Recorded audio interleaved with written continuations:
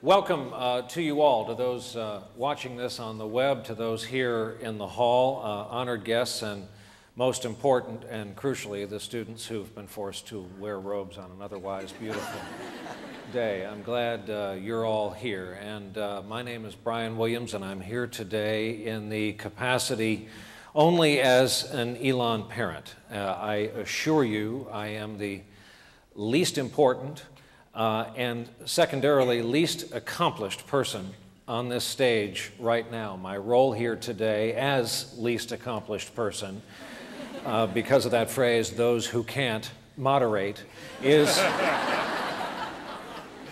to moderate a discussion. The title of this gathering, as you know, is We Can Be Better, and the subtitle should be, in this nation, in this day and age, we sure can.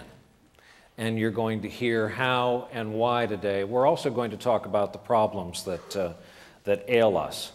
Back home in New York, my day job, where, by the way, it's rainy and windy, I'm told.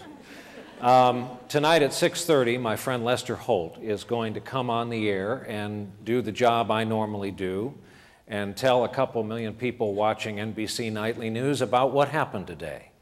And that will include a 7.2 aftershock in Japan, where they can't afford another earthquake. That'll include the fact that there's new fighting in Libya, and that'll include the fact that they can't reach a deal on a budget in Washington. And the Senate Majority Leader said today he's not sure how they can avert a government shutdown this weekend. That's the world we hand you today. And oh, by the way, you all owe your country $45,000. That's the debt each one of you inherits for the creditors the United States owes to keep going. So I'm sorry to harsh your big day, but these are the stakes. We have five very learned and talented and crucial voices on stage, but I thought we'd begin the conversation with you. Specifically, join us in listening to the voices of five Elon students, which I think will nicely tee up the conversation we have to have today.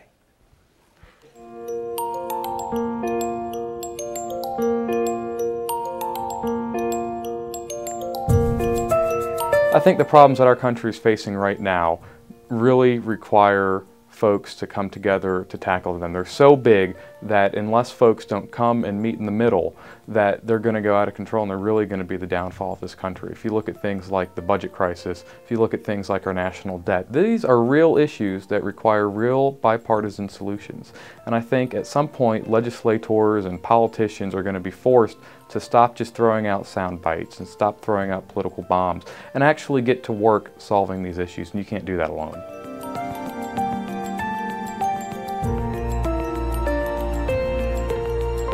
I think where it really starts, and especially being on a college campus, you kind of see this, is job creation.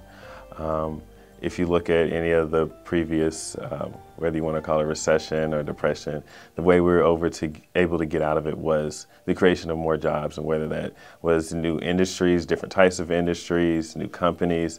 It starts with jobs, and then looking more in depth at jobs, it starts with the education, it starts with the growth of human capital. It's a long process, especially in the way that we're in, but I really feel like it's possible. My hopes are that we come up with alternative fuel sources.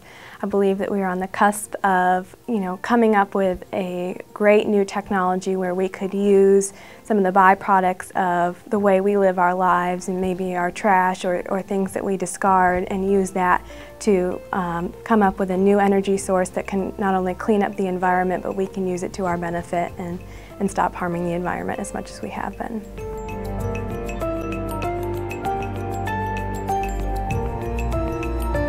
Hopefully one day somebody who wears a scarf wouldn't be known as a terrorist, or a Jew who's grown out a beard and is doing his thing isn't known as just a Jew. Like, I want hopeful that one day people will be accepted for who they are and not what they practice or what they follow or what they believe, just them as a person.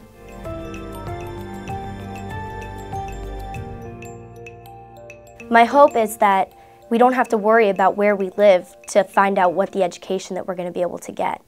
I want to see a country and a world in which you can live in whatever county you want and you don't have to say, they're not going to give me the best means. They're not going to pay their teachers. They're not going to have the education that I need for my children. Because that just creates such stratification in our own society.